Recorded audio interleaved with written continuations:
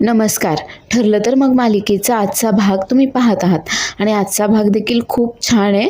आता भांडेवाली बनून घरात घुसलेल्या साक्षीला सायली अर्जुन ओळखतील की नाही हे पाहण्यासाठी पूर्ण एपिसोड पाहायला विसरू नका आणि चॅनेलला लाईक, शेअर आणि सबस्क्राईब करायला देखील विसरू नका. चला तर मग आजच्या रिव्ह्यूला सुरुवात करूयात.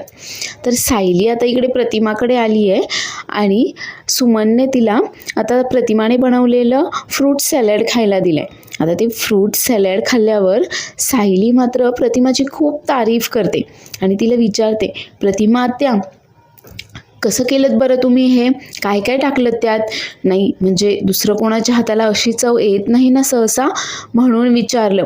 आणि अगदी आवडीने प्रतिमाने केलेलं ते फ्रूट सॅलड ती खात असते. त्यावर प्रतिमा बोलते, अगं नेहमीचीच ते फळं आहेत. त्यावर सुमन बोलते, सायली अगं त्यामध्ये ना आईच्या मायेची चव आहे बघ. आणि आता सायलीच्या चेहऱ्यावरील ते समाधान पाहून प्रतिमा विचार करत असते की सायलीचं फक्त पोटच नाही तर मन देखील तृप्त झालंय हे फ्रूट सॅलड खाऊन.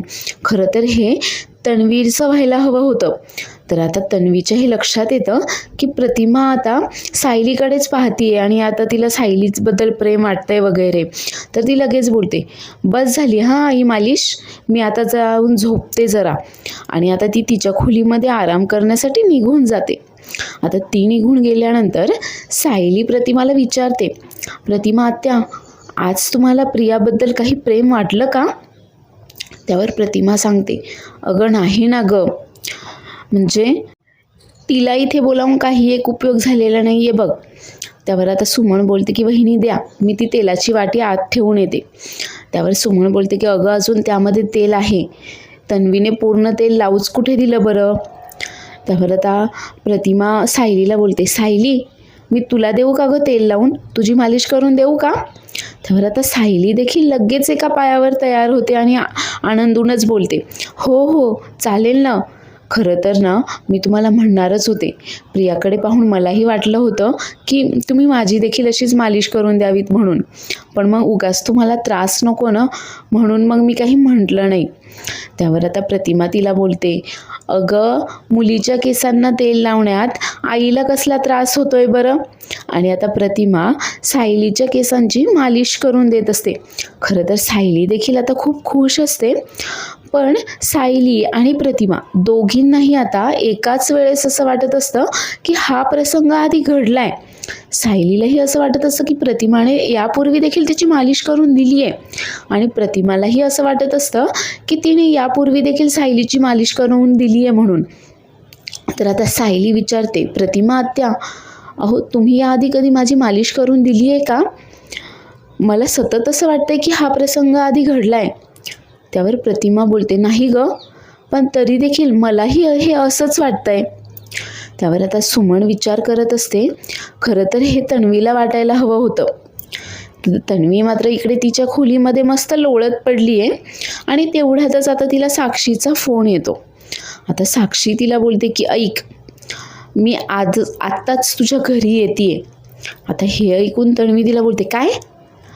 अगं पण मी माझ्या घरी नाहीच आहे, मी किल्लेदारांच्या घरी आली आहे.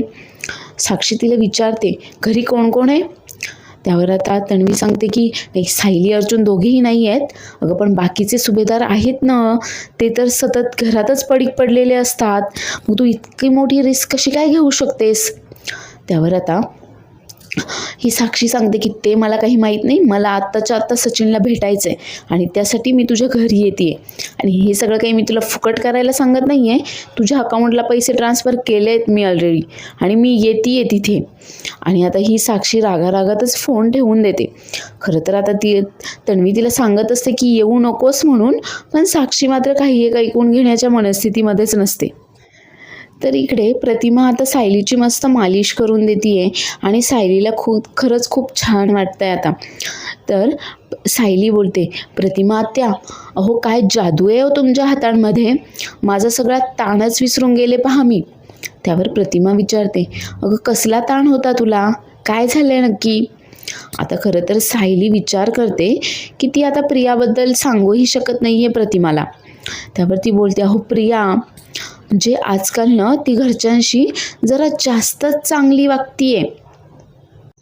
म्हणजे स्वयंपाक काय करत असते वगैरे वगैरे. आता सायली सगळं काही सांगते आणि बोलते की मला तर ना खरं तर घरच्यांचीच खूप काळजी वाटते.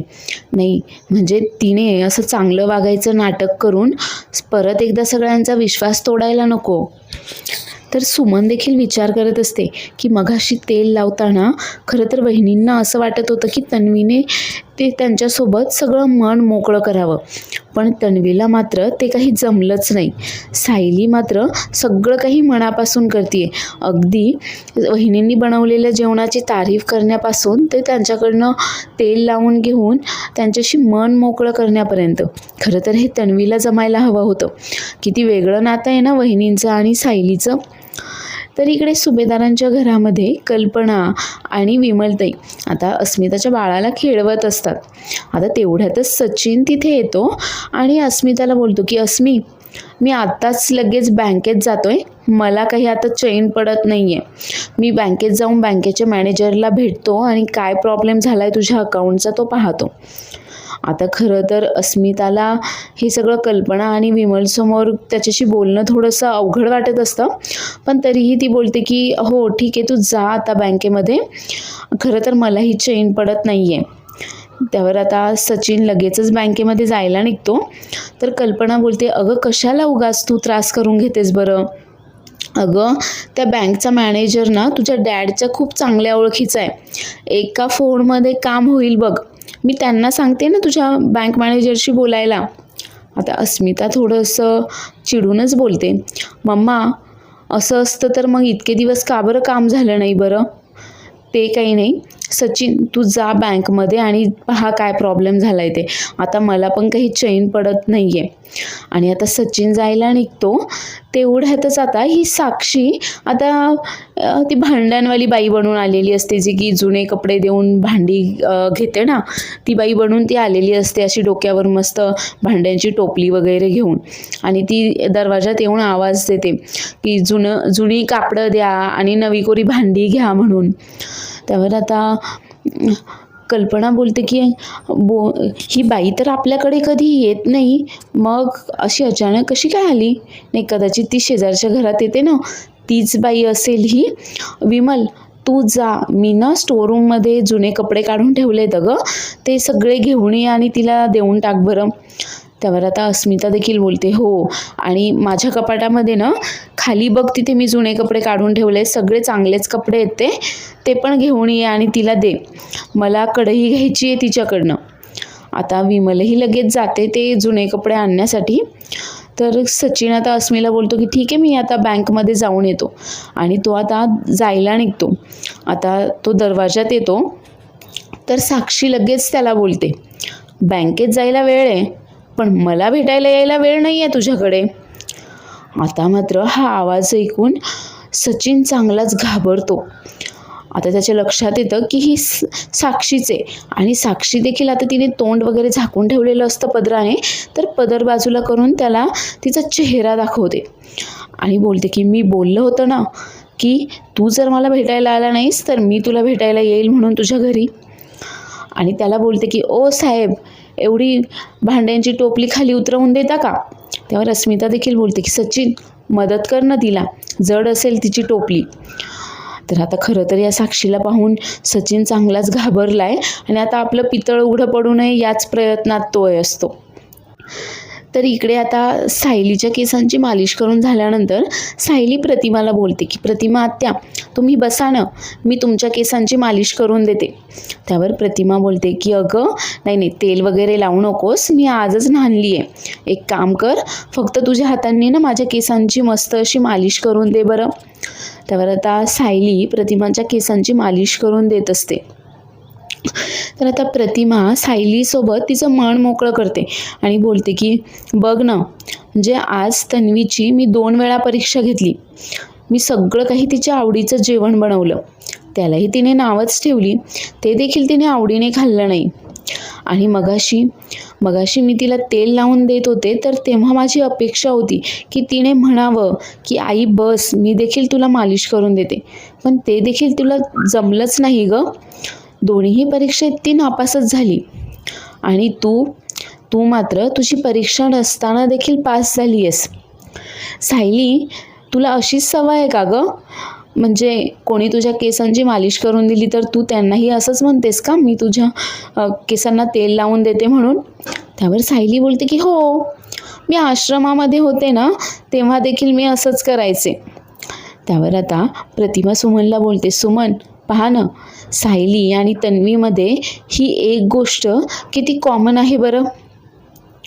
आणि आता प्रतिमा सायलीला सांगत असते, खरं सांगू का, मला माझ्या मुलीबद्दल जे प्रेम वाटायला हवं आहे ना ते वाटतच नाही आहे गं.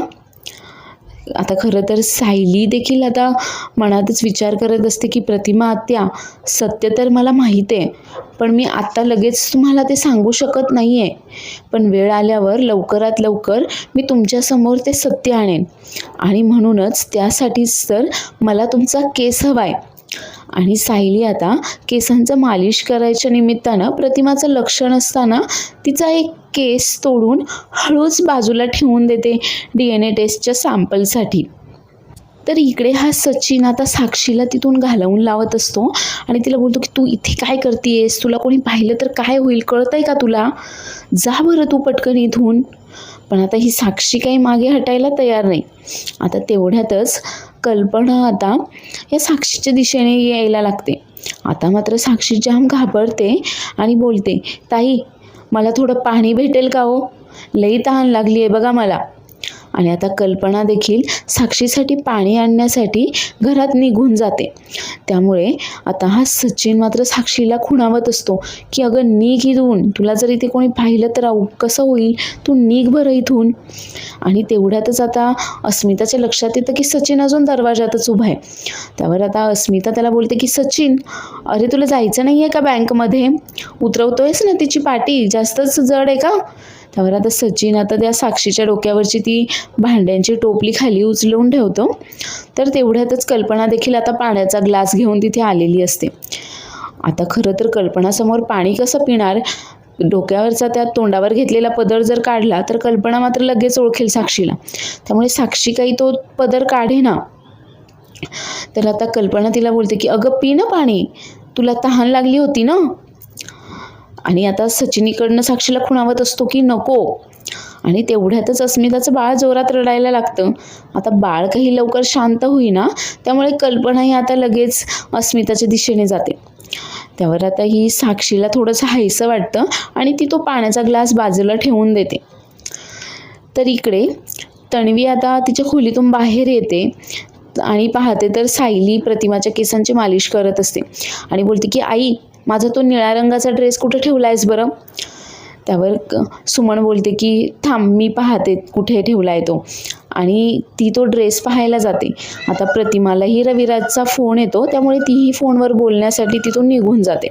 आता तिथे फक्त तन्वी आणि सायलीच उरलेत आणि तन्वीचं सगळं काही लक्ष मात्र फोनमध्येच असतं. तर तिच्या नकळतच सायली तो केस उचलते आणि पॉलिथिनमध्ये टाकून ती पॉलिथिन आता तिच्या पर्समध्ये ठेवते. पण तेवढ्यातच आता तन्वी सोफ्यावर बसण्यासाठी सोफ्याच्या दिशेने येते आणि सायलीला धडकतेच.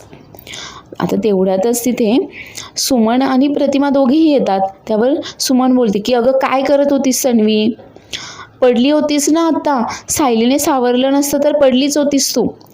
त्यावर आता तन्वी बोलते की हां माझं लक्ष नव्हतं ना ते. त्यावर सुमन तिला बोलते की असं सतत फोनमध्ये असल्यावर अजून काय होणार आहे बरं, जरा लक्ष देत जा. आणि हाच ड्रेस पाहिजे होता ना तुला, पहा बरं. त्यावर आता तन्वी तिने पिशवीमध्ये आणलेला ड्रेस पाहते आणि बोलते की हो हो हाच ड्रेस हवा होता. तेवढ्यातच सायली बोलते की प्रतिमा आत्या मी येते हां आता. तर तन्वी लगेच तिला बोलते घरी चालली आहेस का, चल आपण दोघी सोबत जाऊयात. त्यावर आता सायली बोलते का, माहेरपणाला आली आहेस ना अगं तू, अगं मग कमीत कमी दिवसभर तरी थांब इथे. त्यावर आता तन्वी बोलते की नाही नको, काय ना की बाबा जर घरी आले ना तर त्यांना आवडणार नाही मी इथे आलेलं, त्यामुळे नको मी येते. त्यावर आता सायली मात्र तिला थांबायचा आग्रह करते आणि प्रतिमा देखील तिला थांब म्हणून आग्रह करत असते. पण तन्वीला मात्र पाहायचं असतं की सायलीने नक्की पर्समध्ये काय लपवलं आहे आणि ती इतकी का पर्स सांभाळून ठेवतीये म्हणून. तर सुमन देखील तन्वीला बोलते की अगं, वहिनींची किती दिवसापासूनची इच्छा होती तुझ्यासोबत एक पूर्ण दिवस घालवायची, थांब की आजच्या दिवस इथे. त्यावर आता तन्वी नाटक करत बोलते की खरं सांगू का, माझं इथे न थांबण्याचं काय कारण आहे बरं. मी जर इथे थांबले ना तर ही सायली तिकडे जाऊन घरच्यांना माझ्या विरुद्ध भडकवेल, त्यांना माझ्या विरुद्ध काही बाही सांगेल आणि मग घरचे परत माझ्याशी पहिल्यासारखं तुटकपणे वागायला लागतील. ते काही मला आवडणार नाही आहे आणि म्हणूनच मला तिच्या सोबतच घरी जायचं आहे. त्यावर आता सायली बोलते की मी का सांगेल घरच्यांना तुझ्याबद्दल असं काही, मी असं काहीही सांगणार नाही आहे, थांब तू इथे. पण तन्वी मात्र ऐकायला तयारच नाही आहे, कारण तिला सायलीच्या पर्समध्ये तिने काय लपवलं आहे हे पाहायचं असतं. त्यामुळे ती देखील आता सायलीसोबतच घरी जायला निघते. तर इकडे विमल आता सगळे काही जुने कपडे आणून ह्या भांडेवाली बनून आलेल्या साक्षीला देते आणि तिला बोलते की हे बघ, सगळे कपडे पाहून घे, फाटलेले वगैरे नाही आहेत, ते सगळे काही चांगले कपडे आहेत. त्यावर आता विमल कल्पनाला बोलते की वहिनी, भांडे पाहायला येत आहे ना. त्यावर कल्पना ते आता बोलते की नाही नाही, काही भांडे वगैरे नको आहेत, तू सगळे कपडे असेच घेऊन जा बरं. त्यावर आता ही साक्षी बोलते नाही नाही ताई, असं नाही जमणार, काहीतरी भांडं घ्या, मला फुकटात नको तुमचे कपडे. आणि आता अस्मिता देखील कल्पनाला बोलते मम्मा, अगं असेच काय देतीयेस, मला हवं आहे, मला कढई घ्यायची आहे, चल बरं. आता सचिन देखील तिथेच असतो आणि तो खरं तर साक्षीला खुणावत असतो की कशाला काही बोलतीयेस, जा ना पटकन इथून. पण साक्षी मात्र काही ऐकत नाही. आता सचिनला चांगलाच घाम फुटलाय. तर अस्मिता आणि कल्पनाही आता दरवाजात येतात साक्षीकडे. तर अस्मिता सचिनला विचारते, सचिन, अरे हे काय, तू गेला नाहीस का अजून बँकमध्ये. त्यावर सचिन बोलतो की अगं, निघालोच होतो मी, पण आता वेळ पाहणं काय झाली आहे, कदाचित आता त्यांचा लंच ब्रेक झाला असेल ना, असं नको व्हायला की मी तिथे पोहोचणार आणि त्यांचा लंच ब्रेक झाला. मी एक काम करतो, त्यापेक्षा थोडा उशिराने जातो आणि तोही आता तिथेच थांबतो. त्यावर आता अस्मिता त्याला बोलते जरा वेळ बाळाला घेतोस का, मला कढई पाहायची आहे. आता अस्मिता बाळाला सचिनकडे देते आणि ती आता भांडी पाहत असते. तर या साक्षीचं सगळं काही लक्ष मात्र सचिनकडेच असतं आणि तिला कोणी ओळखू नये म्हणून पदराने तिचा चेहराही अर्धा झाकून ठेवलेला असतो.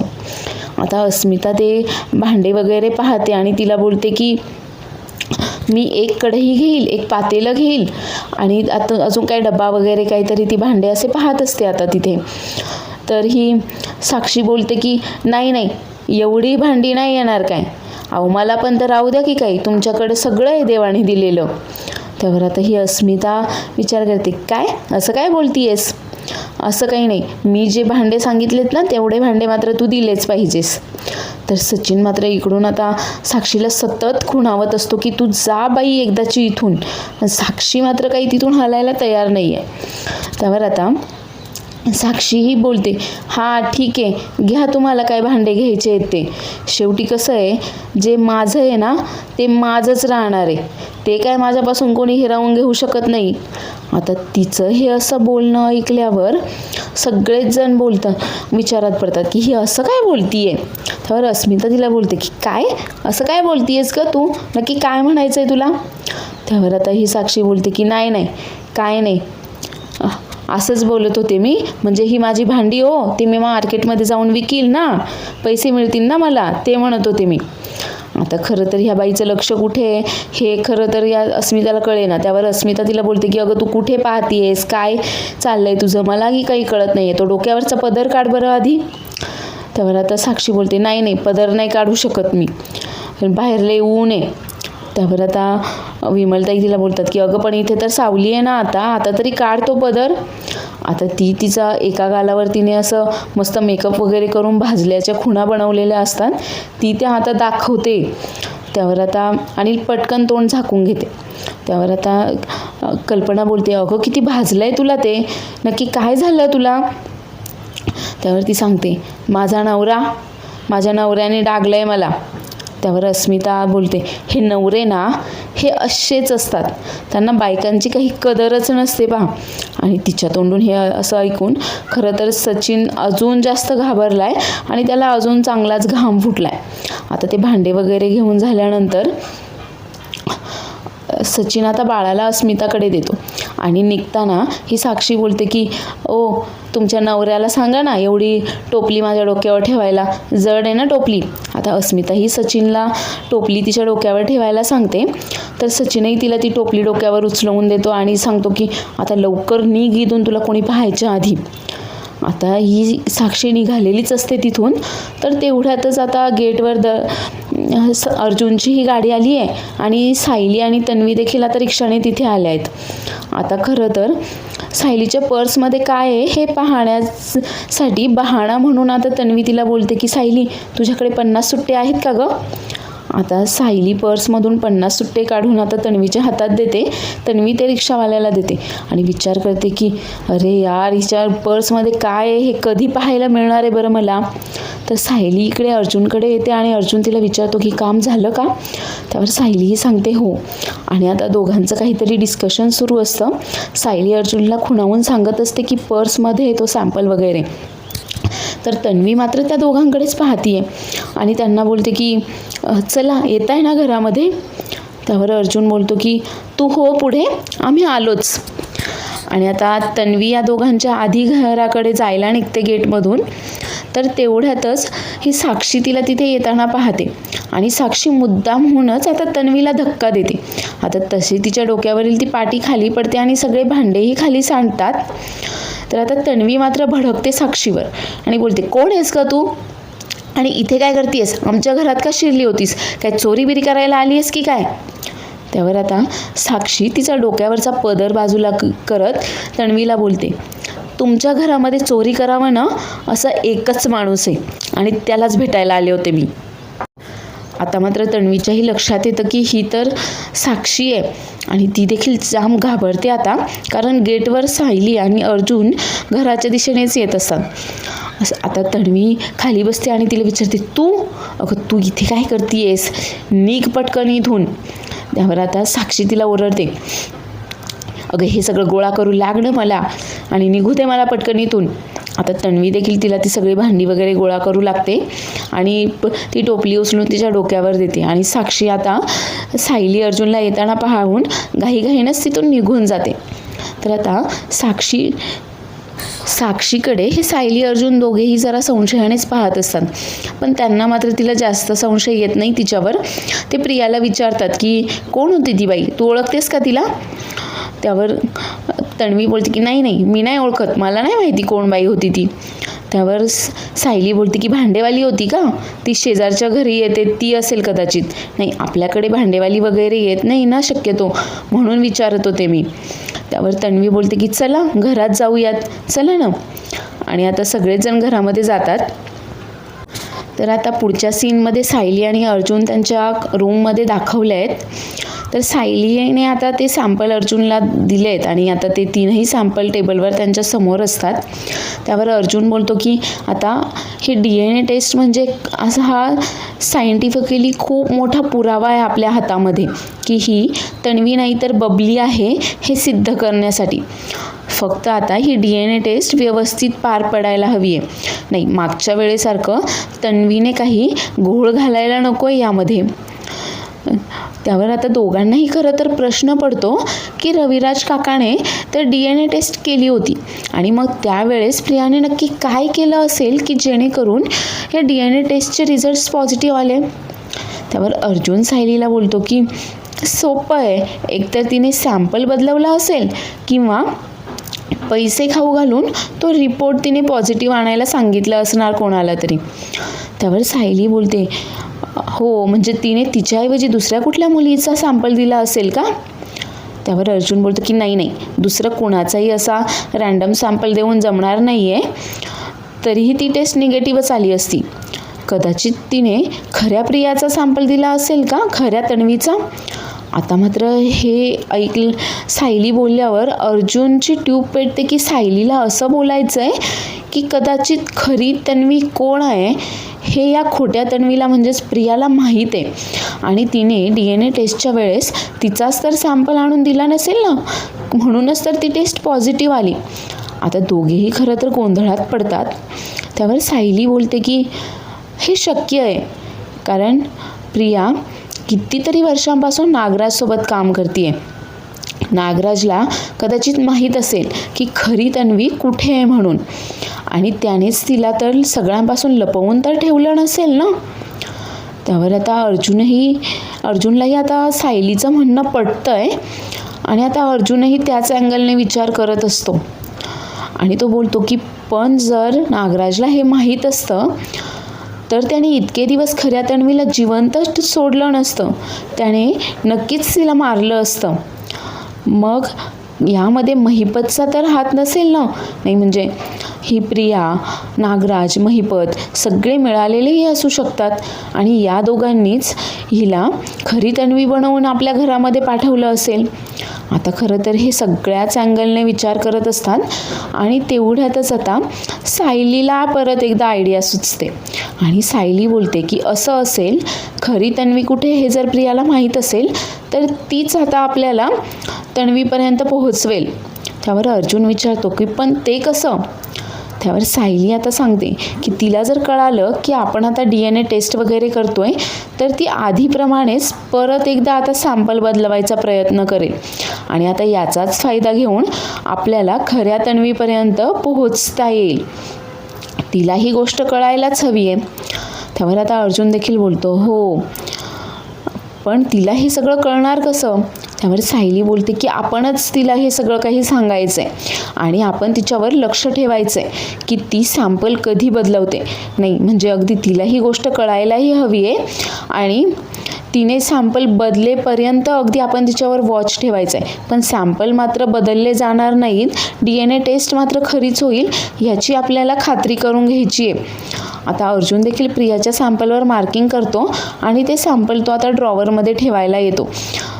आणि लॉक करणार तेवढ्यातच सायली बोलते की नाही, लॉक नका करू, म्हणजे प्रिया आपल्या खोलीमध्ये शोधाशोध करायला येईल ना, तेव्हा तिला सगळं काही असं वरचेवर उघडपणे सापडायला हवंय. त्यावर आता अर्जुन बोलतो की पण तिला कसं कळणार आपण सॅम्पल कुठे ठेवलेत. त्यावर सायली बोलते की आपणच असं बोलता बोलता तिला सांगितलं तर कळेलच ना.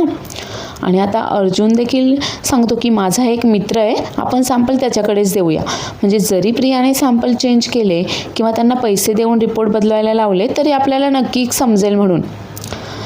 तर आता दोघेही पाणी घेण्याच्या बहाण्याने किचनमध्ये येतात, कारण त्यांना माहीत असतं की प्रिया अजूनही किचनमध्येच काहीतरी लुडबुड करत असेल म्हणून. आणि आता त्या दोघांना येताना पाहून प्रिया मात्र लगेच खाली लपून बसते. तर सायली आता तिथे डायनिंग टेबलवरनं तिच्या जारमध्ये पाणी भरून घेते, आणि अर्जुन आता तिला मुद्दामच बोलतो मी तुला खूप महत्त्वाची गोष्ट पर्समध्ये ठेवायला दिली होती, ती तू व्यवस्थित ठेवली आहेस ना. त्यावर सायली देखील बोलते की हो हो ठेवली आहे ना. त्यावर अर्जुन बोलतो की खूप मोठा पुरावा आहे बरं का तो, सांभाळून ठेव. त्यावर सायली देखील बोलते अहो हळू, प्रिया ऐकेल ना. त्यावर अर्जुन बोलतो अगं ती झोपली असेल ग तिच्या खोलीमध्ये, ती कशाला आली आहे इथे काही ऐकायला. त्यावर सायली बोलते हो तेही खरंच आहे म्हणा, पण तरी देखील ना असं बोलू नका बाहेर काही. त्यावर अर्जुन बोलतो की चल आपण मस्त गार्डनमध्ये वॉक करायला जाऊयात. आता सायलीही लगेच बोलते असं म्हणताय का, चला मग जाऊयात आपण. आणि ते दोघेही आता नाटक करत इकडे वॉक करायच्या बहाण्याने घराच्या बाहेर येतात. तर आता प्रिया लगेच उठते आणि विचार करते की पुरावा म्हणजे सायलीच्या पर्समध्ये नक्की काय वस्तू आहे, आणि जो की मोठा पुरावा आहे. कसला पुरावा, नाही मला पाहायलाच हवं आहे तिच्या पर्समध्ये काय आहे. आणि ही तन्वी आता घाईघाईने सायली अर्जुनच्या खोलीमध्ये येते, आणि तिथे येऊन आता ती शोधाशोध करते की सायलीची पर्स कुठे आहे. आता सायली अर्जुननेही आता लगेचच घरामध्ये येतात, आणि त्यांच्या लक्षात येतं की प्रिया गेली आता आपल्या खोलीमध्ये. तेही लगेच त्यांच्या खोलीकडे येतात, आणि दरवाजा थोडासा उघडून दरवाजाच्या फटीतून आता ही प्रिया काय करते हे पाहत असतात. तर प्रियाची मात्र शोधाशोध सुरू असते. ती आधी अर्जुनचं कपाट पाहते, मग सायलीचं पाहते. आता सायलीची पर्स तिच्या हाती लागल्यावर त्या पर्समध्ये काही वस्तू सापडते का पाहते, पण तिच्या हाती मात्र काही लागत नाही. आणि मग आता ती पुस्तकांची शेल्फ, ड्रॉवर, टेबल वगैरे सगळं काही शोधायला सुरुवात करते, आणि शोधताच तिच्या हाताला त्या DNAचे सॅम्पल्स लागतात. आता ती ते सॅम्पल पाहते आणि स्वतःशीच बडबडत असते की हे सॅम्पल्स म्हणजे हीच वस्तू होती तर. म्हणजे DNA टेस्ट करणार आहेत हे दोघे? नाही, DNA टेस्ट जर झाली तर माझं पितळ उघडं पडेल, असं होता कामा नये. आणि आता प्रिया पुढे काय करते हे तर आपल्याला उद्याच्या येणाऱ्या एपिसोडमध्येच पाहायला मिळणार आहे.